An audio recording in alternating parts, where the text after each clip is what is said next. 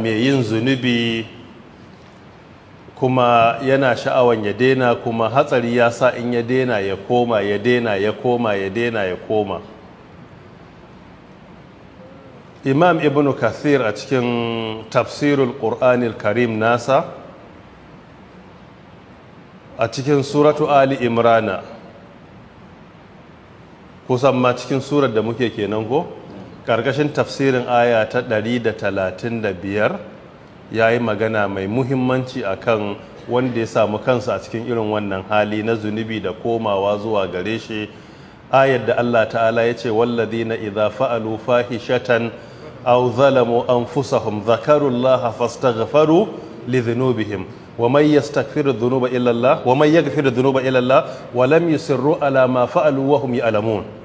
Wannan aya ta 135 da ya zo ƙarƙashinta a cikin mujalladi na farko a shafi na 408 sai ya ce, ƙarƙashin ayat inda Allah ya ce wa lam yusirru ala ma fa'alu, sai ya ce wannan yabo ne ga mutumin da zai yi zunubi sai ya tuba, sai daga bayan shaidan ya yaudare shi ma ya koma. Darajarsa a wurin Allah ta fi darajar wanda daman bai taɓa tuba ɗin ba.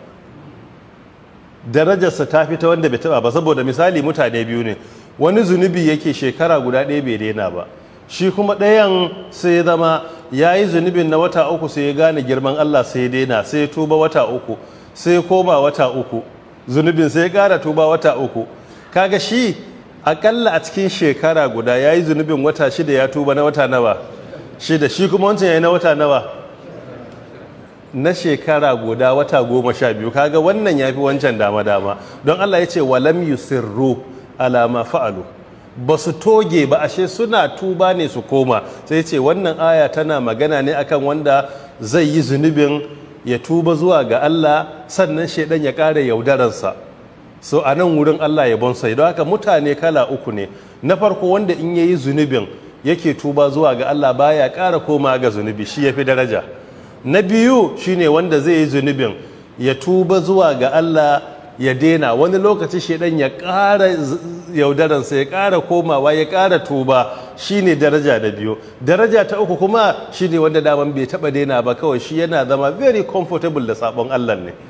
Sai ce a nan wurin kaga wanda ke zunubin ya tuba ya ƙara komawa ya fi daman wanda bai taɓa yin tuba ɗin ba, don wanda yake yi ya tuba ya koma, Allah ya ce walam yusirru ala ma fa'alu wa hum ya'lamun, sai ya ce ulaika lahum jannatun tajri min tahtiha al-anharu. Kaga aljanna ma Allah ya ce zai ba su, kuma a cikin aya ta 36 bayan kuma daga siffar su akwai zunubi da komawa